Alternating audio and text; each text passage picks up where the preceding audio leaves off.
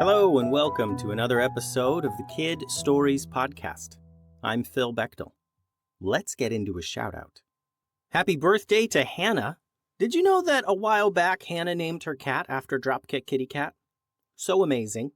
Hannah, I hope for your birthday you got a cloning machine so you could make 1,000 clones of your cat, and a magical drawer in your kitchen where whenever you opened it, it was full of cotton candy, and a wand that makes ice spells, and a big bucket of goofballs.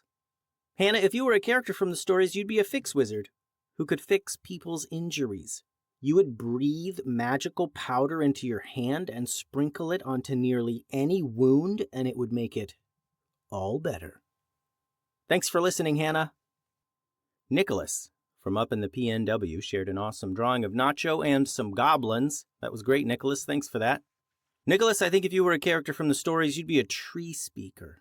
A special wizard who can talk to trees and wake them up to become tree beasts that follow you in your travels. Thanks for listening, Nicholas. Today's episode is the final episode in the Magic Fix series titled Embers Flame. Flying on dragonback was nothing like riding a horse.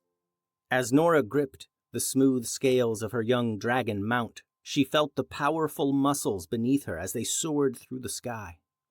The wind whipped through her hair, and far below the landscape rushed past in a blur. "You doing okay up there?"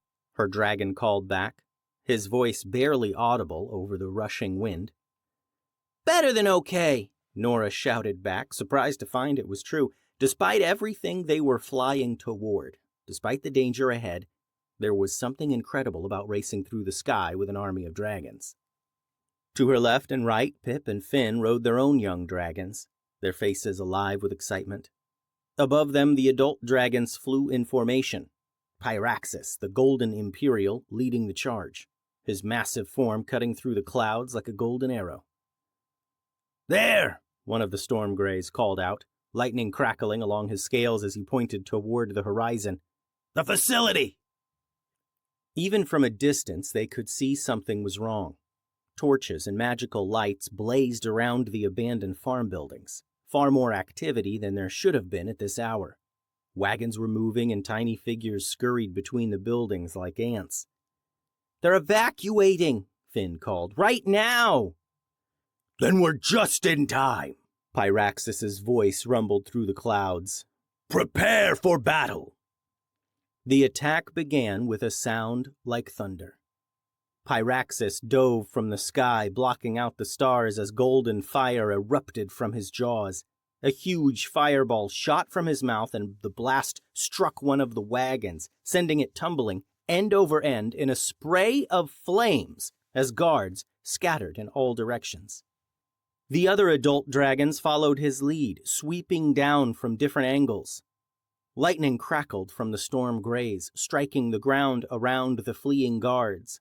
The crystal blue breathed a freezing mist that turned the mud into a sheet of ice, sending several men sliding helplessly. "Now!" Nora's dragon called, diving toward the underground entrance, "while they're distracted." The three young dragons carrying the kids swooped low, skimming just above the chaos. Nora could see guards running everywhere, some trying to organize a defense, others simply fleeing in terror. Crossbow bolts whistled past them, but the dragons were too fast and agile to be hit. They landed hard near the stone steps leading underground, and the kids leaped off their mounts immediately.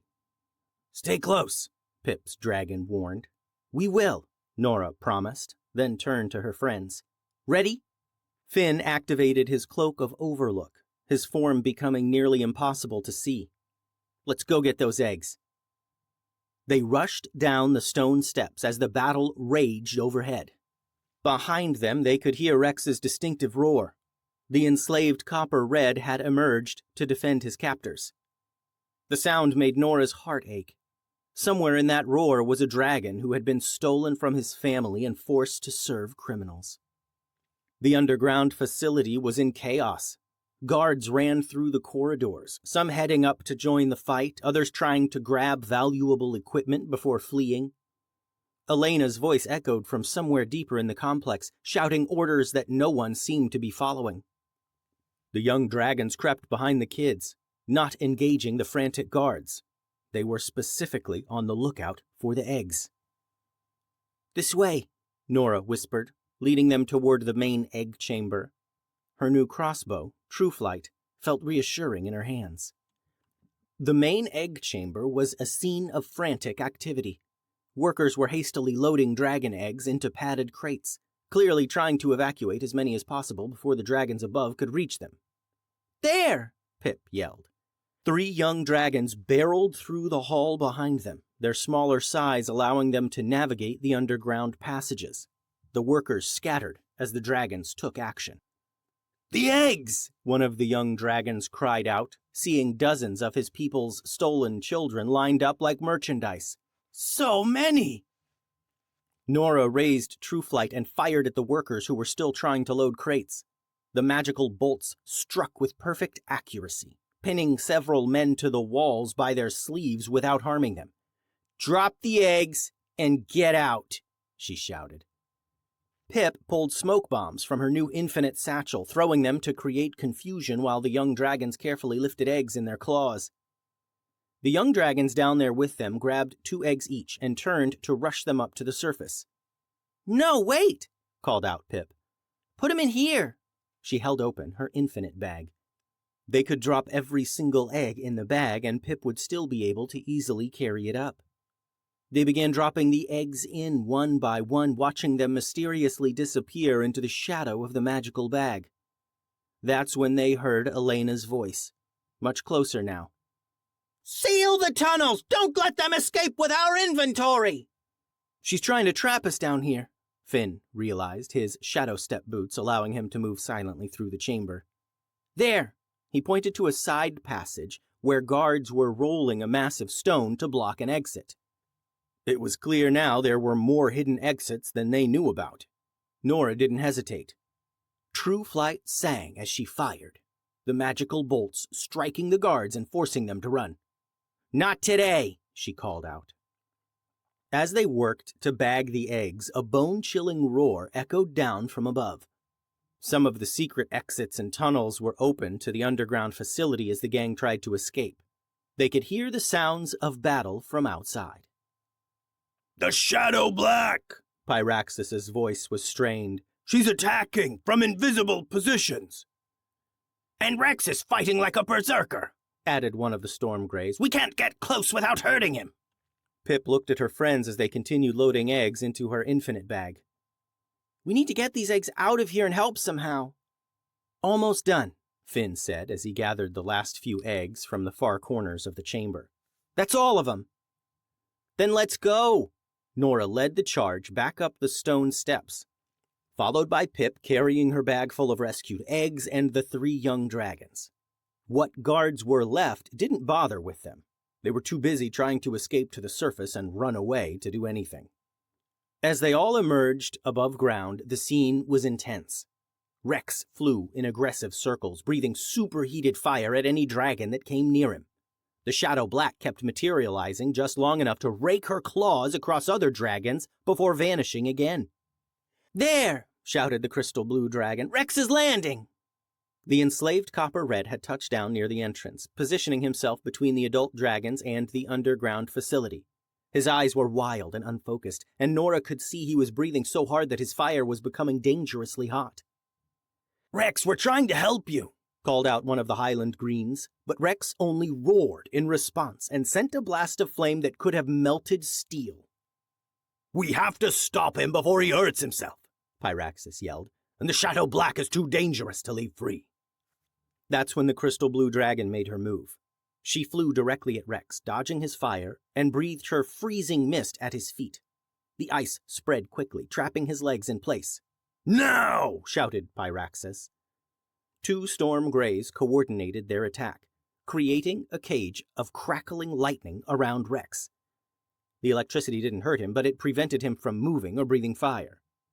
"The Shadow Black!" Pip called out, spotting her materializing behind one of the Highland Greens. But Pyraxis was ready.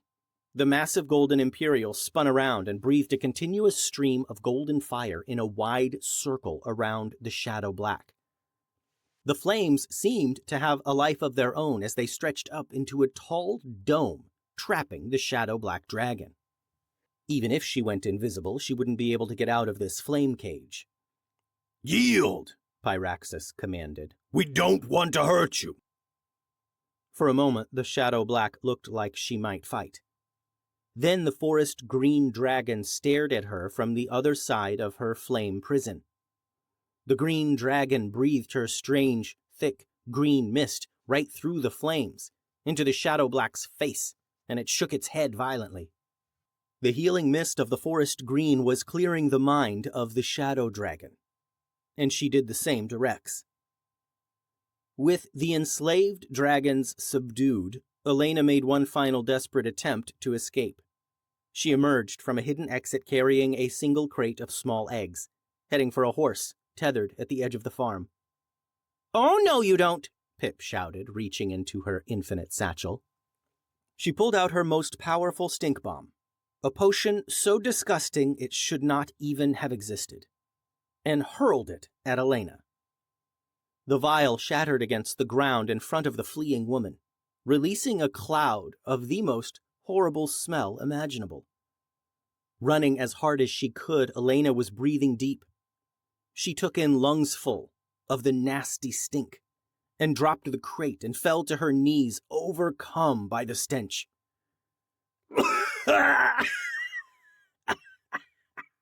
"You brats!" she gasped. "You have no idea what you've done. I have associates. They'll hunt you down." Let them try, said Pyraxis, landing heavily beside the criminal. His golden eyes blazed with fury. We dragons have long memories. The land around the criminal headquarters was busy with dragons swooping down and snatching fleeing guards and scientist wizards. There were hidden exits all around, and Elena's minions were panicking, trying to escape. The crystal blue dragon approached Elena and breathed a gentle freezing mist around her feet, trapping her in place. "You will answer for your crimes," she said calmly. Elena struggled against the ice but couldn't break free. "This isn't over," she snarled. The criminals were handed over to Millhaven authorities, who swore to punish them severely. All except Elena. The dragons flew her back to the Highlands to deal with her themselves, along with Rex and the Shadow Black. Once they all arrived there, the rescued eggs were carefully transferred from Pip's magical bag back to the adult dragons. 43 eggs in total, each one carefully cradled by gentle dragon claws and rushed away to hidden places to hatch naturally. Rex and the Shadow Black were no longer fighting. Rex's eyes had cleared, and he lay next to the other confused dragon, the two of them still a bit in shock and trying to wrap their heads around everything that had happened. "What is this place?" Rex asked quietly, his voice rough from years of forced silence. "You're safe now," said a brown dragon gently. "You've been enslaved, but that's over. You're free. Both of you will live here at the Dragon Highlands with us." Nora felt tears in her eyes. "Will they be okay?" "Eventually," the forest green said. "Dragons are resilient. With time, patience, and the company of their own kind, they can recover from almost anything." Elena was trapped behind a wall of ice nearby, seething. She sat on the ground in her icy prison, awaiting her fate. "What's going to happen to her?" Nora asked. The green dragon looked upon the evil Elena and narrowed her eyes. "The dragons have her now. She will be taken before the Dragon Council, and her fate decided, like in the old days. Don't concern yourself with her anymore." The flight back to Wolfwater was another incredible dragon flight experience. They rode with a full escort of dragons. People came out of their houses to stare as the incredible procession passed overhead. "Look," Finn pointed. "There's Wolfwater." "And there's Master Cordelia," Pip added, spotting a familiar figure looking up from the streets below. They landed in the town square, and Master Cordelia came rushing over. You impossible children, she shouted, then swept all three of them into a fierce hug. I was worried sick. And what are all these magnificent creatures doing in our town square? For a second I thought we were under attack. It's a long story, Nora said, grinning. But the short version is, we saved Ember, made friends with dragons, and stopped a major criminal operation. All in a week's work, Pip added, patting her infinite satchel. Master Cordelia looked at their new magical equipment, at the great dragons watching over the scene, and at the three young faces beaming with pride and exhaustion. Well, she said finally, I suppose you'd better come inside and tell me everything. But first, how is Ember? Getting better every day, said the brown dragon, landing nearby. He should be ready to come home in another day or two. He will remain in the care of his own kind until then. And these young humans, added Pyraxis, have earned the friendship of dragonkind forever. They are welcome in any dragon territory, and we will answer if they call for aid. As they walked back toward Magic Fix, Finn couldn't help but grin. So what do you think will happen to Elena? Dragon justice? Nora said simply. Whatever that means. And Rex and the Shadow Dragon? Pip asked. They'll be fine, Nora said confidently. Dragons are tough, and now they're with their own kind. Yeah, but remember what Elena said. She has associates everywhere. You think they'll come here? Said Pip, sounding worried. Maybe, but we'll be ready for 'em, Finn said. We've got dragons on our side now. As they reached Magic Fix, Master Cordelia opened the door and ushered them inside. Now, she said, I want to hear everything, every detail, and someone needs to explain to Mrs. Kettleworth why there's a dragon convention in her town square. The kids laughed, feeling happier than they had in days. They had magical weapons, dragon allies, and a business that was about to become very famous.